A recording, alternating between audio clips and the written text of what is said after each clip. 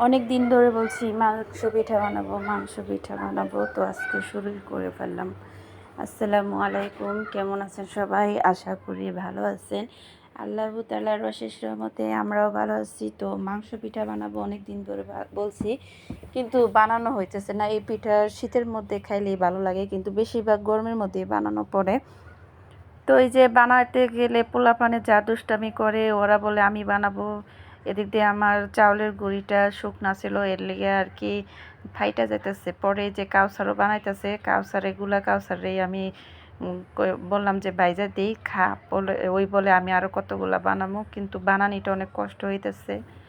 মাখাটা নরম হয়েছে, আবার চাউলের গুঁড়িটা কীরকম জানি ফাইটা যেতেছে, তাই কাউসারে বাইজা দিতেছি সান্ত্বনা পুরস্কার।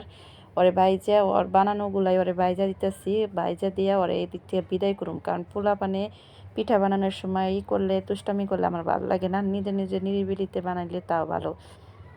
তো ওই যে কইছি যে, তো ওই বললো যে আমার পিঠা আমারে বাইজা দাও, আমি খামো। তো এর লেগে ওই যে ওই কোনো রকম বানাইছে, ছেলে মানুষ যতটুক পারছে অনেক সুন্দর করে বানাইছে। আর পিঠাটা ফাইটা যেতেছে, হইতে যেতেছে না, তাও তো ওই বানাইতে পারছে ধৈর্য শক্তি দিয়ে। তো ওই পিঠা বানানোর যন্ত্র দিয়ে বানানোর চেষ্টা করছিলাম, কিন্তু হয় না, ফাইটা যায়।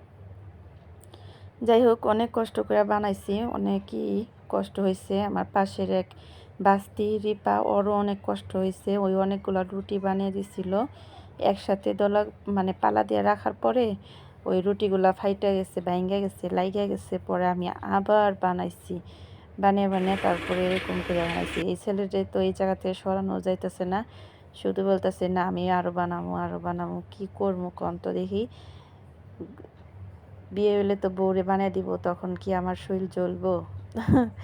মনে হয় জ্বলবে। কারণ বাংলাদেশে অনেক শাশুড়ি আছে, বউর সাথে স্বামী যদি একটু সাহায্য করে তাহলে ওনাদের শরীর জ্বলে, ঠিস মেরে মেরে কথা বলে। তো পিঠাগুলো লাস্টের দিক দিয়ে অনেক সুন্দর হয়েছে। প্রথমে পিঠাগুলো নয় করতে করতে লাস্ট ফিনিশিংয়ে পিঠাগুলো সুন্দর হয়েছে। পিঠাগুলো আমার মোট 150টার মতন পিঠা আমি নিজ হাতে বানাইছি। আমি আর কাউসার কতরি বানাইছি, আর আমি বানাইছি। তো ওই যে আরেকজন একটু রুটি বানিয়ে দিছিল, ওইগুলো তো ভেঙেই ফেলছি। এগুলো আমার নিজের হাতে বানানি সব।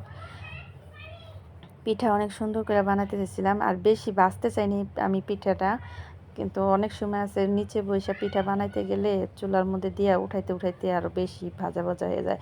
এই যে আমার এতগুলো পিঠা হয়েছে, আমি আরও বানানো বাকি আছে, আস্তে ধীরে বানাবো। আমি একদিক দিয়ে বানাইতেছি আর দিতেছি একজনরে। আর দেখেন পিঠা বানাইতে গেলে কী অবস্থা, রান্নাঘর ছড়ানো ছিটানো থাকবেই, এটা অল টাইমই থাকবে, এটা বলে লাভ নাই। কারণ পিঠা বানাইতে গেলে গুঁড়ি দিয়ে ছড়াফেরা হয়। আমার পিঠা কিন্তু অনেক পিঠা বানানো আছে। লাস্ট ফিনিশিংয়ে আমি কতগুলা কুলি পিঠার মতন বানাইছি, সমোসার মতন আর বানাই নাই। আর পিঠা বানানো কিন্তু অনেক বাকি আছে। আমি একদিক দিয়ে বানাই, একদিক দিয়ে ভাজি, এই করতেছি। কারণ এক হাতে বানাই এক হাতে ভাজা খুবই কষ্ট। একজন যদি ভাজে আরেকজন যদি বানিয়ে দেয় তাহলে কিন্তু নিজেরও আরাম হয়। ধন্যবাদ সবাইকে।